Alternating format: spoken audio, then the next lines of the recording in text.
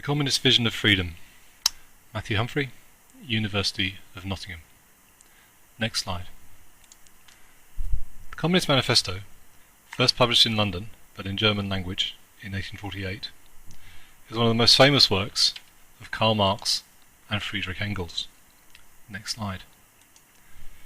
It finishes with a ringing call to arms. Quote, "Let the ruling classes tremble at a communistic revolution. The proletarians have nothing to lose but their chains. They have a world to win. Working men of all countries, unite." End quote. The proletarians, note, have nothing to lose but their chains. This implies that the proletarians, under conditions of capitalism, are in a position of complete unfreedom. If they have nothing to lose but their chains, then they have nothing but chains. Not wealth, or justice, or well-being, just unfreedom. And it is the job of communism to render such proletarians free, or at least to equip them to grab freedom for themselves. This presentation will look at how freedom has been conceived in Marxist thought, and at how Marxism and the communist regimes inspired by it have understood both freedom and, equally importantly, the unfreedom that they believe accompanies capitalist forms of production, distribution and exchange. Next slide. We can begin then by looking at the critique of existing capitalism in the Communist Manifesto as it relates to freedom. By freedom, say Marx and Engels, is meant, under the present bourgeois conditions of production, free trade, free selling and free buying. Freedom under capitalism is the freedom to buy and sell in the marketplace. But buying and selling requires resources. Quote, "You are horrified at our intending to do away with private property," they say. "But in your existing society, private property is already done away with for 9/10 of the population." End quote. All that this 90% have to bring to the labour market is their labour power, which they will sell to the highest bidder. And so begins an exchange between the propertied and the propertyless, where the former can take advantage of their privileged position to exploit the latter.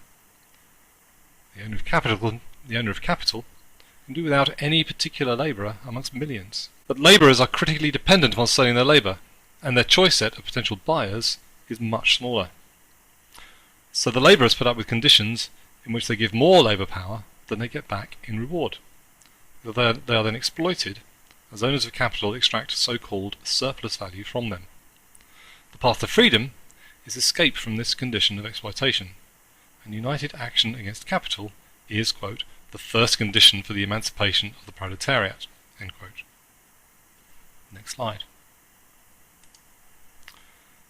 Contemporary Marxist thinkers have also expressed the contention of the relationship between freedom and capitalism, one of the most interesting of whom was the late Jerry Cohen.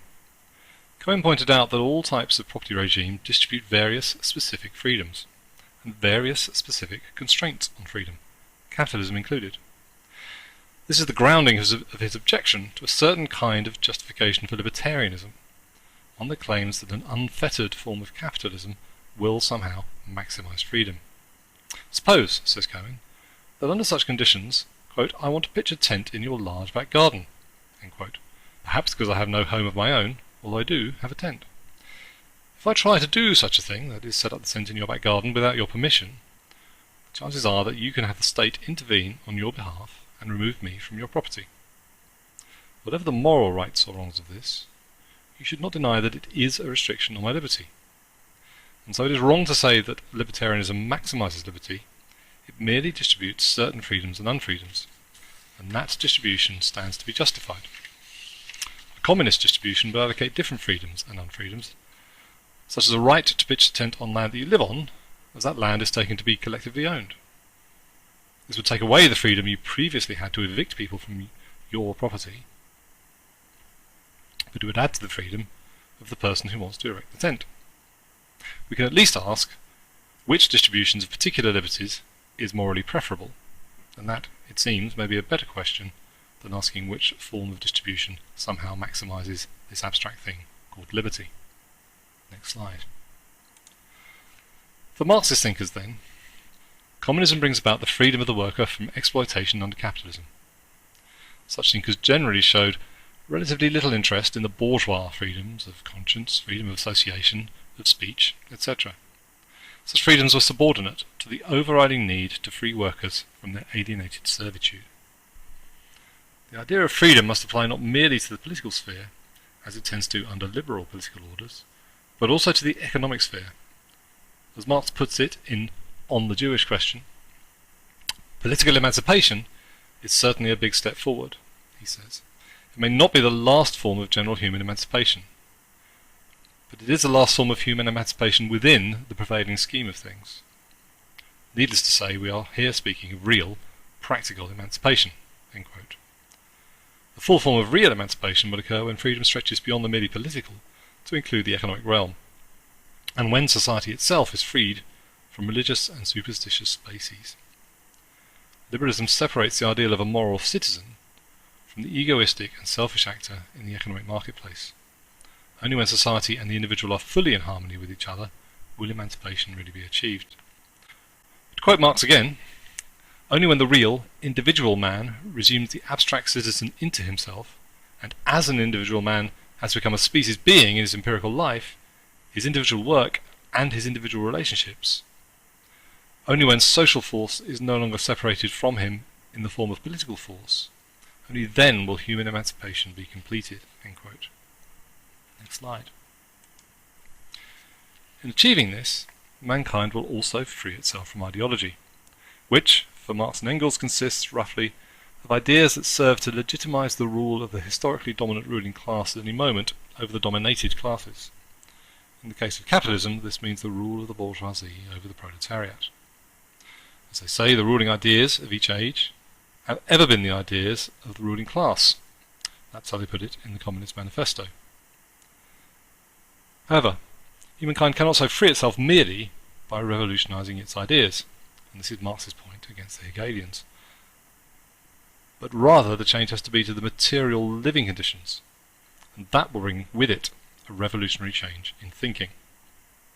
So, as Marx and Engels put it, when people speak of ideas that revolutionize society, they do but express the fact that, within the old society, the elements of a new one have been created, and that the dissolution of the old ideas keeps even pace with the dissolution of the old conditions of existence. So always, for Marx and Engels, changes to the material base of society have explanatory primacy over changes to the ideational superstructure, as indicated in the accompanying diagram on the slide. So to summarise, for Marx and Marxists, the freedoms offered by what they considered bourgeois liberalism never offered more than a partial political freedom.